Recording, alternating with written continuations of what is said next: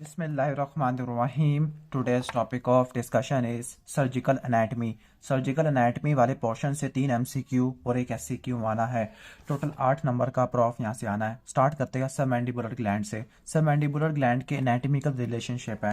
अब anatomical relationship का मिमोनिक है half hypoglossal nerve, anterior facial when, L से लिंगुअल नर्व, एफ से फेशियल आर्टरी हो जाएगा और फेशियल नर्व की मार्जिनल बेंडिबुलर ब्रांच होती है।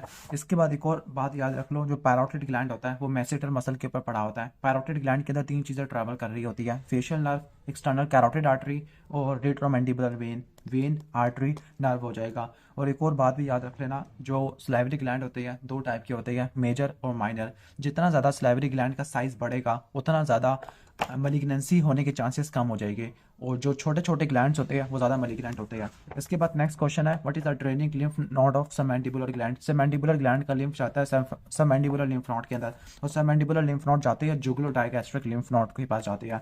ओके, इसके बाद नेक्स्ट है थायराइड ग्लैंड। अब आपने ये बहुत ज़्यादा तैयार करना है कि जब भी किसी स्ट्रक्चर की आपने सर्जरी करनी है तो किन किन स्ट्रक्चर को आपने क्रॉस करना पड़ेगा। फॉर एग्जाम्पल थायराइड ग्लैंड तक पहुंचना है तो किन किन स्ट्रक्चर्स को इनकाउंटर करना पड़ेगा सर्जरी में।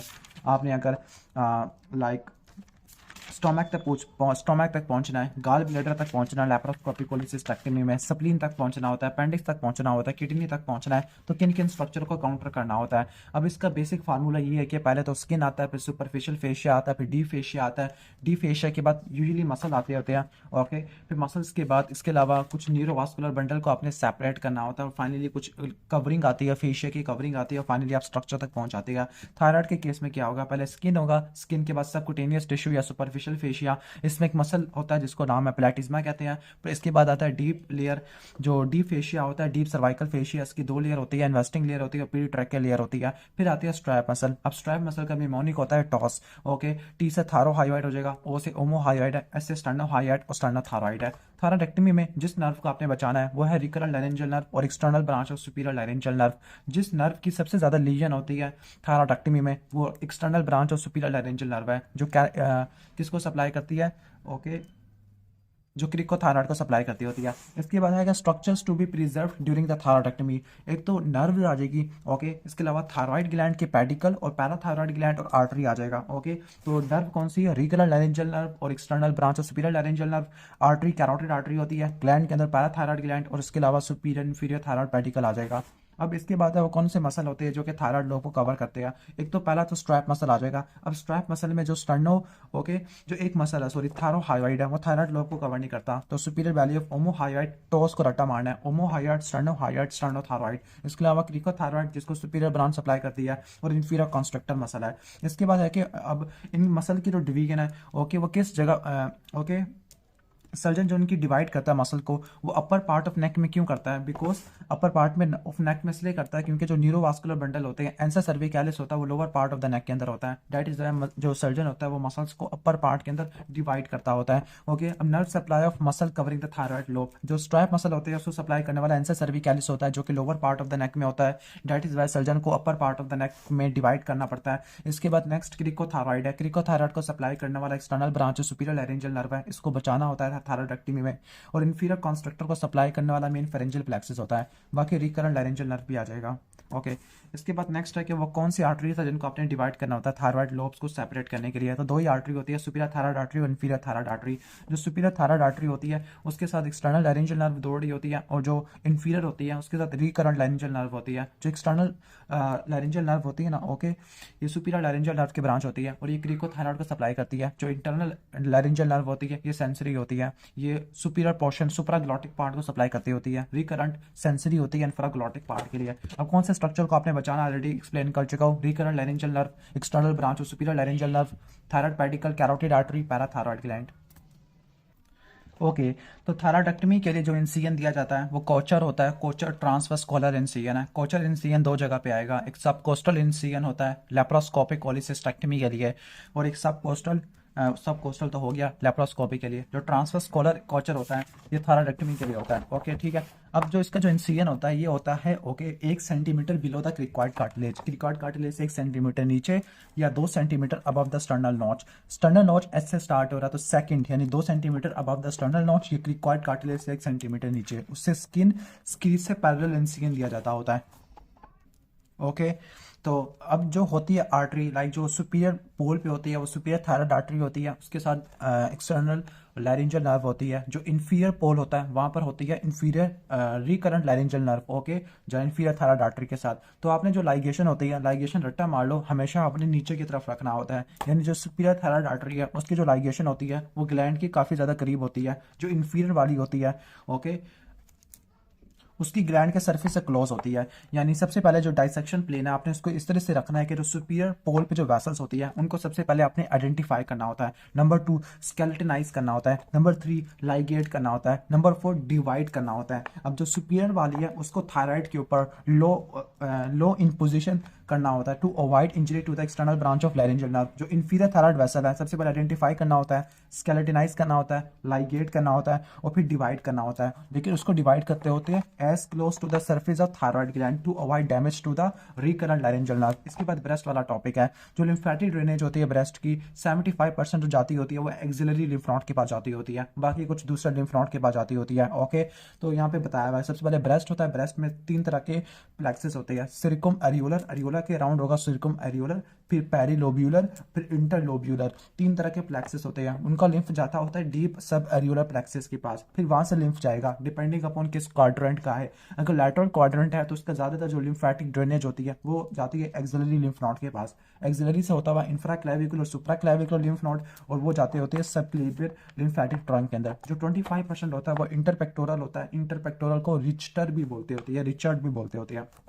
इंटरपेक्टोरल जो पैक्ट मेजर और पैक्ट माइनर के दरमियान में होते हैं, डेल्टोपेक्टोरल डेल्टोइड और पैक्ट मेजर के दरमियान, और सुप्रा क्लेविकुलर और inferior deep cervical lymph node. बस ये रट्टा मार लो। अब 3 तरह के प्लेक्सेस होते हैं, सेरिकम एरियोलर, पेरिलोब्यूलर, इंटरलोब्यूलर। वहां से जाएगा सब एरिकुलर प्लेक्सेस। फिर जो लैटरल क्वाड्रेंट का होता है वो एक्सिलरी के पास जाता है ज्यादातर। जो 25% होता है वो इंटरपेक्टोरल या डेल्टोपेक्टोरल के पास जाता है। मीडियल क्वाड्रेंट का जाता है। अब मीडियली क्या पड़ा हुआ, ब्रेस्ट के स्टर्नम पड़ा ना, तो ये जाएगा पैरास्टर्नल लिम्फ नोड और वहां से ब्रोंकोमीडियस लिम्फेटिक ट्रंक के पास जाएगा। और इंफीरियर क्वाड्रेंट का, अब ब्रेस्ट के नीचे एब्डोमेन पड़ा हुआ है तो एब्डोमेन के अंदर इंफीरियर फ्रेनिक लिम्फ नोड होते हैं। What are the suspensory ligament of Cooper. जो सस्पेंसरी लिगामेंट ऑफ कूपर होते हैं, नंबर 1 ये होलोकोनिकल प्रोजेक्शन होती है, फाइब्रस टिश्यू की प्रोजेक्शन होती है। 2 चीजों को जोड़ते हैं, नंबर 1 पेक्टोरल फेशिया को जोड़ते होते हैं सुपरफिशियल फेशिया से, और स्किन जो कि ब्रेस्ट की स्किन होती है तो किससे जोड़ते होते हैं, इनकी जो एपेक्स होती है वो सुपरफिशियल फेशिया और ब्रेस्ट की स्किन से अटैच होती है। जो इनकी बेस होती है वो पेक्टोरल फेशिया से अटैच होती है। यानी जो सस्पेंसरी लिगामेंट होता है, लिगामेंट ऑफ कूपर होता है, ये स्किन की डर्मिस को जोड़ देता है पेक्टोरल फेशिया से, और ये नंबर 1 अटैचमेंट होती है। नंबर 2 ब्रेस्ट को सपोर्ट प्रोवाइड करता होता है। अगर जो कैंसर होगा वह सस्पेंसरी लिगामेंट को इन्वॉल्व कर लेगा तो स्किन की डिम्पलिंग होगी या निपल की इन्वर्जन होती है। मेनली अगर बात करूं निपल की इन्वर्जन आपको देखने को मिल सकती होती है, ओके। तो स्किन की डिम्पलिंग होती है, रिट्रैक्शन या पकरिंग और लैक्टिफिरस डक्ट की इन्वॉल्वमेंट की वजह से होती है, वो ब्रेस्ट वाले चैप्टर में एक्सप्लेन करूंगा। बस ये रट्टा मार लो, निपल की इन्वर्जन या स्किन की डिम्पलिंग इसकी वजह से होती है। अब इसके बाद जो ब्रेस्ट की जो सर्जरी होती है, 3 तरह की सर्जरी होती है। सिंपल मास्टेक्टमी होता है, मॉडिफाइड रेडिकल मास्टेक्टमी होता है, इसके अलावा एक रेडिकल मास्टेक्टमी होता है। जो मॉडिफाइड रेडिकल मास्टेक्टमी है उसको बोलते हैं पैटीज मास्टेक्टमी, और इसमें जिस मसल को लिफ्ट करते हैं उसका नाम है पेक्टोरलिस मेजर। पेक्टोरलिस मेजर 3 काम करता है, मेमोनिक है फैम, एफ से फ्लैक्शन, ए से एडक्शन और एम से मीडियल रोटेशन ऑफ आर्म होती है, ओके। और इसके नीचे जो मसल पड़ा होता है वो पेक्ट माइनर होता है, ओके। अब एक्सिला के अंदर आपने किन स्ट्रक्चर को बचाना है, यानी एमआरएम में किन किन स्ट्रक्चर को प्रिजर्व रखना होता है। इसका मेमोनिक है एएलटी, वैसे और भी चीजें आती है लेकिन वो मैं ब्रेस्ट वाले में एक्सप्लेन करूंगा। मेन 3 स्ट्रक्चर होते हैं, एक्सिलरी वेन आता है, ओके, थ्रैकोडोर्सल और लॉन्ग थोरैसिक नर्व। जो थ्रैकोडोर्सल होती है लैटिसमेंट डोर्साई को सप्लाई करती है, लॉन्ग थोरैसिक नर्व फिर सप्लाई करती है सेराटस एंटीरियर को।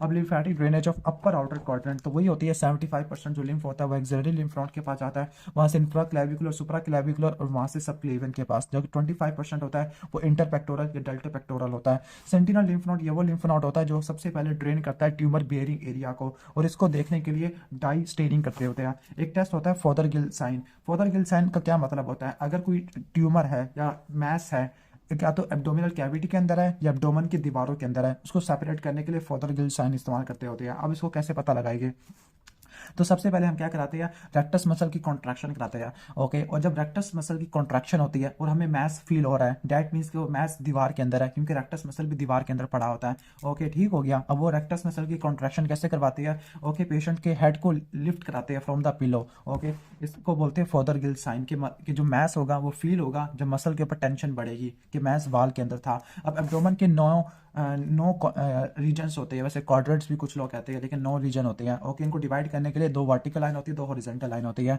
दो vertical line mid clavicular line से पास करती है राइट एंड लेफ्ट। जो हॉरिजॉन्टल लाइन होती है, एक हॉरिजॉन्टल लाइन होती है ट्रांसपाइलोरिक प्लेन होती है, और एक होती है इंटर टुबरकुलर प्लेन जो दो इलीक टुबरकल के दरमियान में पड़ा होता है। इसके बाद स्टोमक के पास आ जाते हैं। अब स्टोमक की आर्टिकल सप्लाई के बारे में पढ़ लेते हैं। ओके, अब जो लेजर कर्वेचर पे अब रट्टा मार लेना, स्टोमक के तीन ही पार्ट होते हैं main, lesser curvature, greater curvature और फंडस है, और इन तीनों को सप्लाई करने वाली दो दो आर्टरी होती है right and left. Okay, lesser curvature को सप्लाई करती है gastric artery, right and left gastric artery. रट्टा मार लेना, लेजर कर्वेचर पे अल्सर होता है, और यहाँ पे जो आर्टरी ब्लीड करती है वो लेफ्ट गैस्ट्रिक आर्टरी होती है। ये मैं एक्सप्लेन करूंगा इन पॉइंट्स को।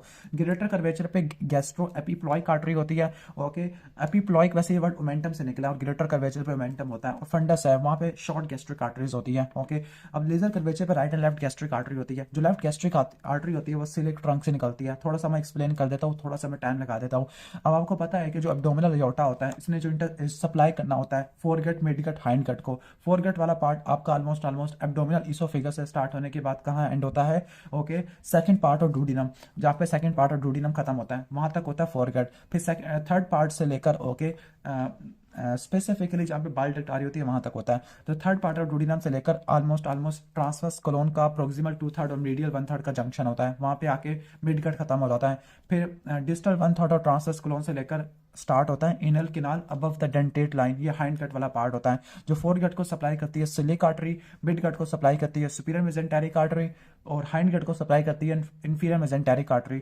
जो सिलिक आर्टरी होती है या सिलिक ट्रंक होता है। ओके, अब इसकी तीन मेन ब्रांचेस होती है, एक लेफ्ट गैस्ट्रिक आर्टरी होती है, एक होती है स्प्लीनिक आर्टरी होती है, और एक होती है हेपेटिक आर्टरी होती है। ओके, या सिंपल बोलूं कॉमन हेपेटिक आर्टरी होती है। ओके, जो लेफ्ट गैस्ट्रिक आर्टरी होती है वो लेजर कर्वेचर को सप्लाई करती है, जो राइट गैस्ट्रिक आर्टरी होती है कॉमन हेपेटिक आर्टरी से निकलती होती है। ओके, अब इसके बाद ग्रेटर कर्वेचर है। ग्रेटर कर्वेचर पर right and left gastro epiploic है। जो राइट गैस्ट्रो एपिप्लॉइक आर्टरी होती है ये गैस्ट्रोडुडिनल आर्टरी से निकलती है, और गैस्ट्रोडुडिनल आर्टरी कहाँ से निकलती है? कॉमन हेपेटिक आर्टरी से निकलती है। जब ये दोनों ब्रांचेस दे देती है तो इसके बाद वो क्या बन जाती है? Hepatic artery proper. फिर आगे उसकी दो ब्रांचेस होती है, right and left hepatic artery. जो लेफ्ट गैस्ट्रो एपिप्लॉइक आर्टरी होती है वो स्प्लेनिक आर्टरी से आती होती है। फंडस को सप्लाई करती है शॉर्ट गैस्ट्रिक आर्टरी जो कि स्प्लेनिक आर्टरी होती है। अब इनके सिग्निफिकेंस क्या है? सबसे ज्यादा जो स्टोमक के अंदर अल्सर होता है वो लेजर कर्वेचर के अंदर होता है। यानी जो अगर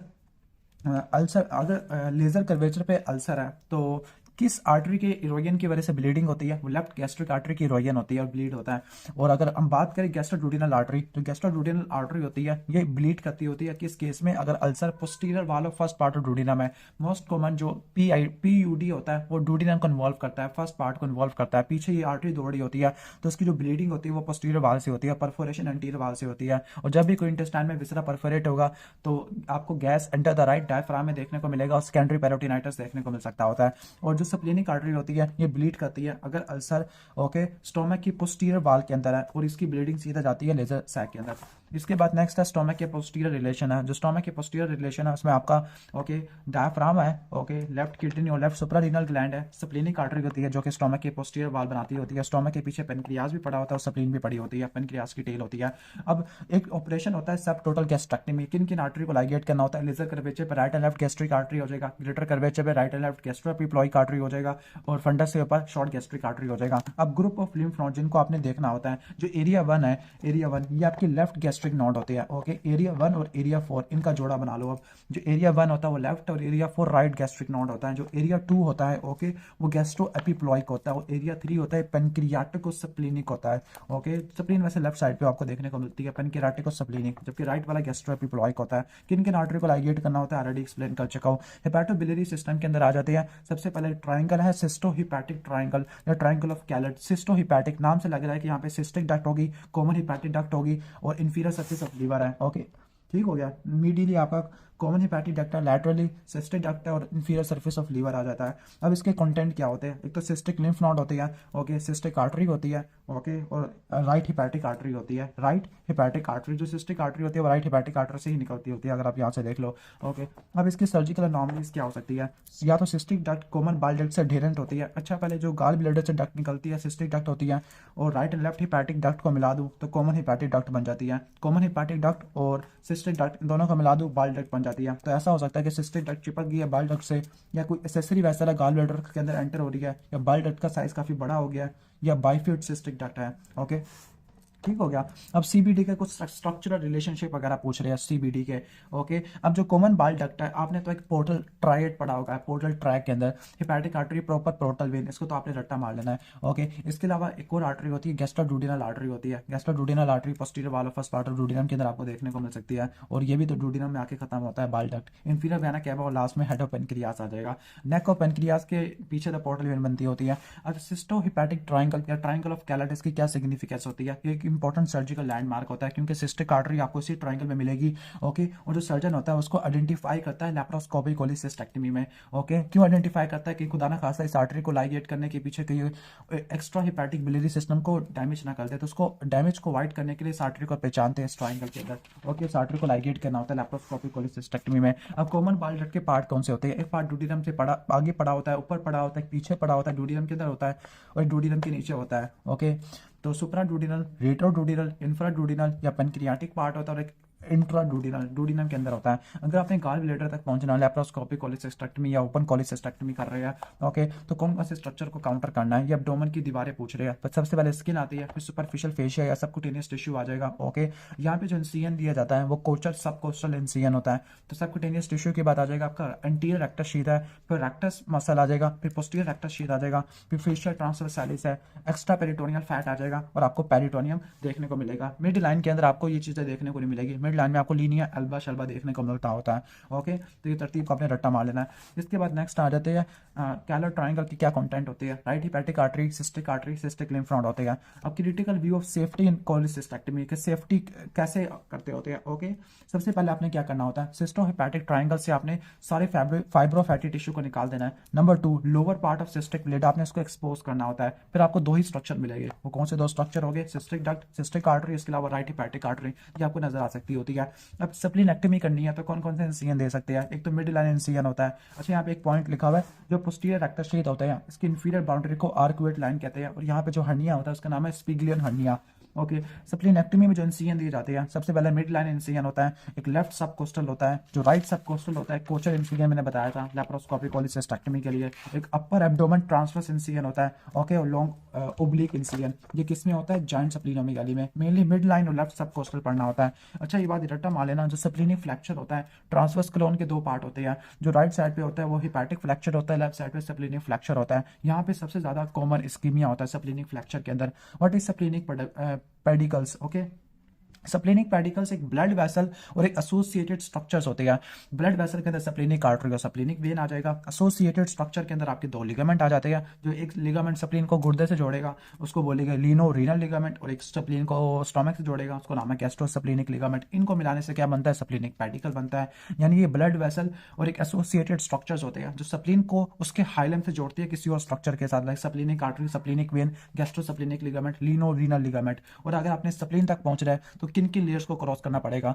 ओके, वही लेयर्स है सारी की सारी जो आपने इसमें पढ़ी थी। क्योंकि जो गॉल ब्लैडर राइट साइड पे होता है, गॉल ब्लैडर इरिटेट हो जाए तो उसका पेन राइट शोल्डर में जाता होता है। स्प्लीन अगर इरिटेट हो जाए, ब्लंट ट्रॉमा में यही परफोरेट हो जाती है तो उसका पेन जाता होता है लेफ्ट के अंदर जाता होता है। सेम स्ट्रक्चर है, skin, superficial fascia, anterior rectus sheath, posterior rectus sheath, rectus abdominis, fascia ट्रांसवर्सालिस, extra peritoneal fat, peritoneum, parietal peritoneum. इसके बाद तीन चीजें इजाफी आ जाएगी, ग्रेटर पेरिमेंटम, गैस्ट्रोस्प्लीनिक लिगामेंट, और लीनो रीनल या स्प्लीनो रीनल लिगामेंट आ जाएगा। अब कुछ किसी पेशेंट के अंदर क्या होता है?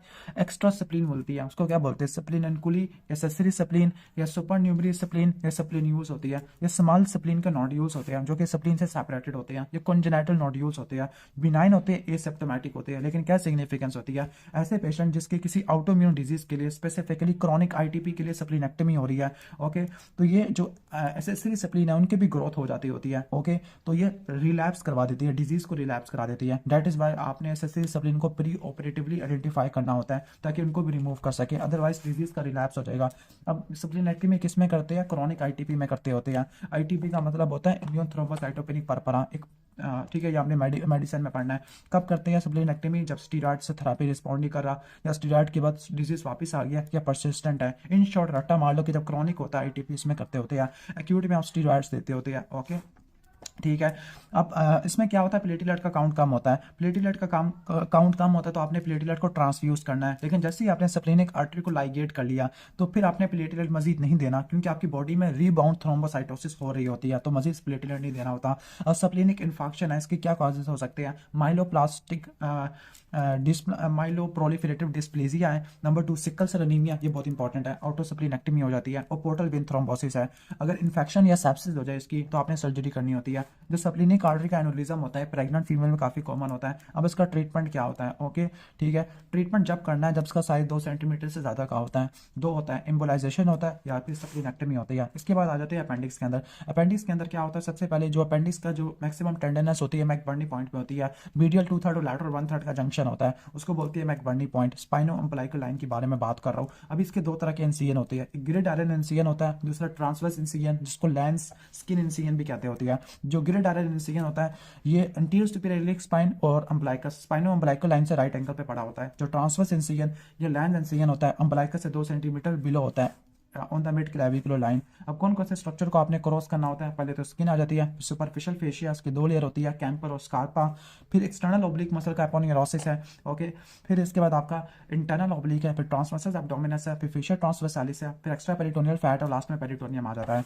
एक सिंड्रोम है प्रून बैली सिंड्रोम, इसका निमोनिक है CAG, क्रिप्टोकाइडिज्म होता है, एब्डोमिनल वाल में डिफेक्ट आता है और जेनिटो यूरिनरी डिफेक्ट आपको देखने को मिलता होता है। अब किडनीज के अंदर आ जाते हैं। अब किडनीज तक अगर आपने पहुंचना है तो किन किन स्ट्रक्चर को आपने क्रॉस करना होगा। सबसे पहले स्किन, वही सुपरफिशियल फेशिया आ जाएगा, यहाँ पर जो 2 इजाफी चीज़ है, ओके मैंने लिखा हुआ है L2GP, ओके 2 चीज़ें, लैटिसिमस डोर्साई स्किन के बाद, फिर एक्सटर्नल ओब्लिक इंटरनल ओब्लिक, ये रट्टा मार लो, फिर एक और लंबर फेशिया L2 यानी लैटिसिमस डोर्साई लंबर फेशिया, और GP ओके जीरोटा फेशिया और पेरिनेफ्रिक फैट है, इन 4 को रट्टा मार लेना, ओके। इसके बाद हम आ जाते हैं इंग्वानल हर्निया में। यहाँ पे मैंने बहुत सारे पॉइंट्स बताने हैं इंग्वानल हर्निया के, ओके। फिर हम MCQ को भी सॉल्व करते हैं, okay. Surgical anatomy of inguinal canal. जो इंग्वानल कैनाल होता है एक ओब्लीक होता है, इंटरमस्कुलर 2 मसल के दरमियान में पैसेज वे होता है, एक्सटर्नल और इंटरनल ओब्लीक के दरमियान में होता है। Above the medial half of inguinal ligament होता है, 4 सेंटीमीटर की होती है, ओके। अब इसकी बाउंड्रीज को देख लेते हैं इंग्वानल कैनाल की, ओके। तो ये इंग्वानल कैनाल की जो बाउंड्रीज होती है, ओके ये इंग्वानल कैनाल के इंटीरियर है, ये पोस्टीरियर है, रूफ है, ये इंफीरियर वाल है। जो इंटीरियर वाल होती है एक्सटर्नल ओब्लिक एपोनेरोसिस से बनी होती है, स्पेसिफिकली इंटरनल ओब्लिक भी आ जाता है लैटरल 1/3 के अंदर। पोस्टीरियर वाल के बारे में बात करें, पोस्टीरियर वाल में फेशिया ट्रांसवर्सालिस है और यही सबसे कमजोर दीवार होती है, और इसको मजबूत करने के लिए कॉन्जॉइंट टेंडन आता है मीडियल 2/3 के अंदर, वहाँ पे लैटरल 1/3 था, यहाँ पे मीडियल 2/3 था, ओके। इसके बाद रूफ है, रूफ किससे बनी होती है, इंटरनल ओब्लिक मसल और ट्रांसवर्सस एब्डोमिनस मसल, इनके आर्चिंग फाइबर होते हैं। जो फ्लोर होता है वो इंग्वानल लिगामेंट से बनता होता है, मीडियली लैक्रोनल लिगामेंट भी आ जाता होता है। वीकेस्ट एरिया होता है वो पोस्टीरियर वाल होती है, ओके। अब 2 तरह का हर्निया होता है इंग्वानल, तो मेन वैसे 2 तरह का हर्निया, फीमोरल हर्निया और इंग्वानल हर्निया होता है। जो फीमोरल हर्निया होता है वो इंग्वानल लिगामेंट से, स्पेसिफिकली प्यूबिक ट्यूबरकल से अगर मैं लूँ, अगर वो सुपीरियर टेम्पोरल हो तो वो होता है इंग्वानल हर्निया, इंफीरियर टेम्पोरल हो तो वो कौन सा हर्निया होता है, फीमोरल हर्निया होता है। मोस्ट कॉमन हर्निया चाहे मेल है चाहे फीमेल है तो वो इनडायरेक्ट इंग्वानल हर्निया होता है, लेकिन जो फीमोरल हर्निया होता है फीमेल में ज़्यादा कॉमन होता है, ओके। जो इंडायरेक्ट हर्निया होता है, ओके, इंडायरेक्ट हर्निया यहाँ पे मैंने कुछ पॉइंट लिखे हुए हैं, इंडायरेक्ट हर्निया ज़्यादा कॉमन होता है चाहे मेल है फीमेल है, और ये यंग में ज़्यादा कॉमन होता है। डायरेक्ट वाला एल्डरली पेशेंट में ज़्यादा देखने को मिलता होता है। अब इसकी जो सैक की जो प्रोट्रियन साइट है इंडायरेक्ट के अंदर, वो डीप इंग्वानल रिंग सेंटर होता है, डीप इंग्वानल रिंग। जो डीप इंग्वानल रिंग होती है, ओके, ये कहाँ पड़ी होती है डीप इंग्वानल रिंग, अगर मैं आपको यहाँ से बताऊँ, डीप इंग्वानल रिंग आपके इसके अंदर पड़ी होती है, ओके। ये आपको फेशियल ट्रांसवर्सालिस नजर आ रहा होगा, अच्छा ठीक है। जो डीप इंग्वानल रिंग होती है फेशियल ट्रांसवर्सालिस के अंदर ओपनिंग होती है, और ये कहाँ पड़ी होती है, मिड इंग्वानल पॉइंट से 1.25 सेंटीमीटर ऊपर होती है। डीप इंग्वानल रिंग से इसका प्रोट्रियन साइट है, डायरेक्ट का कहाँ पे होता है, posterior wall of inguinal canal होता है। इसके बाद शेप के बारे में बात करें, जो इंडायरेक्ट हर्निया की शेप होती है पेयर शेप होती है, क्योंकि पूरा स्क्रोटम तक एंटर हो जाता है। जो डायरेक्ट हर्निया होता है इसकी शेप ग्लोबुलर होती है, एंटर नहीं होता। इसका एक्सटेंट स्क्रोटल होता है, इसका स्क्रोटल नहीं होता, यानी ये इंग्वानल स्क्रोटल स्वेलिंग है, ये प्योर इंग्वानल स्वेलिंग होती है। अब इसकी डायरेक्शन, चूंकि ये पूरी इंग्वानल कैनाल से पास करता है तो उसकी डायरेक्शन डाउनवर्ड होती है, आगे की तरफ आएगा और नीचे की तरफ आएगा, मीडियली आएगा, जबकि सिर्फ फॉरवर्ड होता है। जो इंडायरेक्ट हर्निया होता है इंफीरियर एपिगैस्ट्रिक वेसल से क्या होता है, लैटरली पड़ा होता है। जो डायरेक्ट होता है मीडियली पड़ा होता है, ओके ठीक हो गया, रट्टा मार लेना। डीप रिंग ओक्लूजन टेस्ट इसमें पॉजिटिव आता है कि अगर डीप रिंग को बंद करूँ और काफी इंपल्स कराओ तो ये मैस आपको नजर नहीं आएगा, ओके। जो डायरेक्ट हर्निया होता है वो एक ट्रायंगल से पास करता होता है, यानी डायरेक्ट हर्निया मीडियल होता है इंफीरियर एपिगैस्ट्रिक वेसल से और एक ट्रायंगल से पास करता होता है, उस ट्रायंगल का नाम है हैसेलबैक ट्रायंगल। अब हैसेलबैक ट्रायंगल की क्या बाउंड्रीज होती है, ओके, इस डायग्राम को रट्टा मार लो। हैसेलबैक बैक ट्रायंगल में जो लैटरली इंफीरियर एपिगैस्ट्रिक वेसल है, मीडियली रेक्टस एब्डोमिनस और इंफीरियरली क्या होती है, इंग्वाइनल लिगामेंट होता है, हेसल बैक ट्रायंगल वगैरह कहते होते हैं। ओके सही है, ऑलमोस्ट ये कुछ डायग्राम बनाई हुई है। अब इंग्वाइनल कैनाल के अंदर क्या कंटेंट होते हैं, मेल्स के अंदर स्पर्मेटिक कॉर्ड होता है, फीमेल के अंदर राउंड लिगामेंट होता है। ओके इसके अलावा स्पर्मेटिक कॉर्ड मेल में ilio inguinal nerve, genital branch of genital femoral nerve और कुछ ब्लड वेसल वगैरह भी होती है। ओके अच्छा यहाँ पे मैंने कुछ पॉइंट लिखे हुए हैं, अम्बलाइकल हर्निया और पैराम्बलाइकल हर्निया, इनमें क्या डिफरेंस होता है। जो अम्बलाइकल हर्निया होता है ओके इसमें सर्कमफरेंशियल एनलार्जमेंट होती है, यानी पूरे अम्बलाइकस की सर्कमफरेंशियल इन्वॉल्वमेंट होती है, जबकि यहाँ पे आर्क ऑफ अम्बलाइकस होता है, पैराम्बलाइकस है। ओके यानी जो हर्निया होता है वो अम्बलाइकस की आर्क से ऊपर हो सकता है या नीचे हो सकता है। ओके यानी अम्बलाइकस को इन्वॉल्व नहीं करेगा या अम्बलाइकस को इन्वॉल्व करेगा। ओके अब इसकी मैनेजमेंट क्या होती है, जो अम्बलाइकल हर्निया होता है इसमें कंजर्वेटिव मैनेजमेंट होती है 2 साल तक, फिर आपने एनाटॉमिकल या मैश रिपेयर करना होता है। ओके जबकि जो पैराम्बलाइकल हर्निया ये आपको ओबीस अडल्ट में देखने को मिलता है, बच्चों में देखने को मिलता है, इसका ट्रीटमेंट मैश रिपेयर होता है, दोनों का एक मैश रिपेयर कह लो। जो डीप इंग्वाइनल रिंग होती है फेशियल ट्रांसवर्सालिस में होती है, मिड इंग्वाइनल पॉइंट से 2.25 सेंटीमीटर ऊपर होती है। ओके अब umbilical hernia conical in shape होता है। ओके कॉनिकल इन शेप यानी पूरी अम्बलाइकस से को कॉनिकल इन्वॉल्व कर रहा होता है, और चाइल्ड में होता है या तो 2 साल तक खुद ब खुद ठीक हो जाएगा, अगर नहीं होता तो आपने मैश रिपेयर करना होता है या हर्नियोरेफी वगैरह करनी होती है। अब हर्नियोरेफी हर्नियोप्लास्टी क्या होती है ये मैं आगे एक्सप्लेन करूंगा इंटेस्टाइन वाले टॉपिक के अंदर। अब आ जाते हैं स्ट्रैंगुलेशन वाले टॉपिक के अंदर। स्ट्रैंगुलेशन क्या होती है, ओके स्ट्रैंगुलेशन में अगर कोई पार्ट इंटेस्टाइन का है, कोई बॉवेल है या उसका कंटेंट है वो अगर फंस जाता है, इनकार्सिलेशन होता है। इनकार्सिलेशन अगर इंट्रैप हो जाए, सिवियर इंट्रैपमेंट हो जाए तो उसकी ब्लड सप्लाई कट हो जाती है। ब्लड सप्लाई कट होने की वजह से नेक्रोसिस होती है, और नेक्रोसिस की वजह से स्मॉल बॉवल की ऑब्स्ट्रक्शन होती है और शॉक हो जाता है, इसको बोलते हैं स्ट्रैंगुलेशन।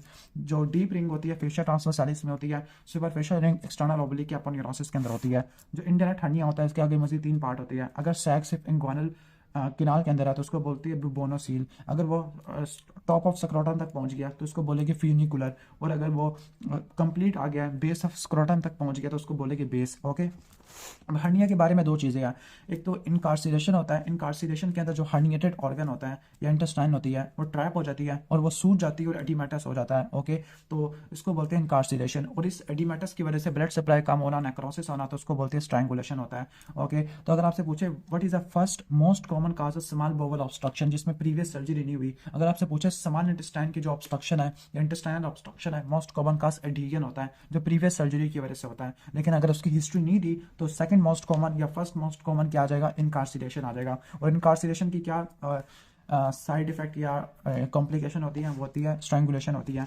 अगर आपने कफ इंपल्स किया, ओके ठीक है, ओके जो कि स्टैंडिंग पोजीशन में किया जाता होता है, जो कफ इंपल्स होता है नेगेटिव आ रहा है, ओके दैट मीन्स कि इमरजेंसी कंडीशन है, या तो क्या ऑब्स्ट्रक्शन हुई हुई है, इनकार्सिलेशन हुई है, या स्ट्रैंगुलेशन हुई हुई है, या इरिड्यूसिबिलिटी है। तो यही 2 चीज़ें हैं। स्ट्रैंगुलेशन 2 हर्निया की ज़्यादा होती है, 3 हर्निया के सॉरी, एक तो फीमोरल होती है, दूसरा इंसीजनल होता है, तीसरा स्पिगलियन होता है। स्पिगलियन मैंने बताया था आर्क्यूएट लाइन वाला था। Okay most common hernia for strangulation और इनकार्सिलेशन तो वो फीमोरल हर्निया होता है। और फीमोरल हर्निया का जो ट्रीटमेंट होता है 3 तरह का होता है, LML से रट्टा मार लो, लुथीसियन, मैकार्डी और लॉकवुड। जो लुथीसियन होता है ये ट्रांस इंग्वानल होता है, ये हाई इंग्वानल होता है, ये इंफ्रा इंग्वानल होता है। LML लुथीसियन, मैकार्डी और लॉकवुड, थोड़े मुश्किल नाम है मानता हूँ मैं। Third most common femoral hernia होता है, इंफीरियर लैटरल होता है पीविक ट्यूबरकल से। जो इंडायरेक्ट और फीमोरल हर्निया ज़्यादा कॉमन होते हैं और राइट साइड पे ज़्यादा होते हैं। What are the DDs of femoral hernia, तो इंग्वानल हर्निया सैफनेस वेरिक्स है, फीमोरल लिम्फ नोड है, लाइपोमा, एनोरिज्म और सोज एब्सेस, आपने इसको डिफरेंशिएट करना होता है। ओके अब इसके बाद फीमोरल हर्निया, जो फीमोरल हर्निया होता है फीमोरल कैनाल के अंदर जाता होता है। अब उसकी बाउंड्रीज पूछ रहे हैं। ओके फीमोरल कैनाल की जो बाउंड्रीज होती है, आगे क्या पड़ा होता है, आगे आपका इंटीरियरली राउंड सॉरी इंग्वानल लिगामेंट पड़ा होता है, मीडियली आपका लैक्यूनल लिगामेंट होता है, पोस्टीरियरली पेक्टन प्यूबिस होता है, और लैटरली अगर बात करें तो वो क्या होती है, ओके फीमोरल वेन होती है। अब जो कंटेंट होते हैं ना, पहले सबसे मीडियल मोस्ट फीमोरल कैनाल होती है, फिर वेन होती है, फिर आर्टरी होती है, फिर नर्व होती है। नर्व सबसे ज्यादा लैटरल होती है और नर्व आपके फीमोरल ट्रायंगल में आती भी नहीं है। ओके अब इंग्वानल लिगामेंट के नीचे अगर हम बात करें तो जो कैनाल होती है वो सैफनस ओपनिंग से पोस्टीरियरली पड़ी होती है। ओके ठीक हो गया, और ये पेक्टिनियस मसल से आगे पड़ी होती है। बस ये थोड़ा बहुत रट्टा मार लो उसको। ओके कौन सा स्ट्रक्चर है जो कि फीमोरल हर्निया की रिडक्शन नहीं करने देता, वो लूप ऑफ बॉवेल है। और कौन सा वेसल डैमेज होती है फीमोरल हर्निया में, वो फीमोरल वेन है। अब इसकी बाउंड्रीज आ जाती है, आगे हमेशा इंग्वानल लिगामेंट होगा, मीडियली हमेशा लैक्यूनल लिगामेंट आपको देखने को मिलता है, पोस्टीरियरली यहाँ पे बस इलियोपेक्टिनल लिगामेंट आ गया, और लैटरली वेन के लैटरली क्या पड़ी होती है, आर्टरी पड़ी होती है। बाकी इसकी यहाँ पे कुछ बाउंड्रीज लिखी हुई है, इसको छोड़ दो। अब इसके बाद है किसी जो बच्चे के अंदर अनडिसेंडेड टेस्टिस है, बायलैटरल अनडिसेंडेड टेस्टिस को क्रिप्टोरकाइडिज्म कहते हैं। अब इसकी कॉम्प्लिकेशन क्या होती है, कॉम्प्लिकेशन उसका एनिमोनिक है, मीठा। ओके, यानी जिसके टेस्टिस वापस नहीं आएंगे, वो इनफर्टाइल हो जाएगा, नेक्रोसिस हो जाएगी, कैंसर हो जाएगा, वो मीठा हो जाएगा। ओके, एम से मेलिग्नेंसी, आई से इनफर्टिलिटी हो जाएगा, टी से टेस्टिकुलर टॉर्शन आ जाएगा, इससे हर्नी, और ए से एट्रोफी आ जाएगा। अब इसकी इन्वेस्टिगेशन के लिए क्या होती है, अल्ट्रासाउंड और लैप्रोस्कोपी से करते होते हैं। ओके, अब इसकी जो सर्जरी है आपने रिपेयर करना होता है, उसको बोलते हैं ऑर्किडोपैक्सी बोलते होते हैं। अब ऑर्किडोपैक्सी में सबसे पहले आपने इंसिजन देना होता है, फिर आपने एक पाउच क्रिएट करना है जिसके अंदर आप उसके अंदर रखोगे टेस्टिस को रखोगे। ओके, ठीक हो गया, डार्टोस पाउच है। तो सबसे पहले आप हाई ट्रांसफर सक्रोटल इंसिजन दोगे, फिर आप डार्टोस पाउच बनाओगे जिसमें टेस्टिस को रखोगे। ओके, फिर इंसिजन को डीप करोगे, यानी स्क्रोटम क्लियर को जाते होते आप टेस्टिस तक पहुंच जाओगे। टेस्टिस में गुबर्नेकुलम अटैचमेंट होती है, तो गुबर्नेकुलम अटैचमेंट को रिलीज कर दोगे, टेस्टिस है जो उसको आने नहीं दे रही थी। ओके, ठीक हो गया।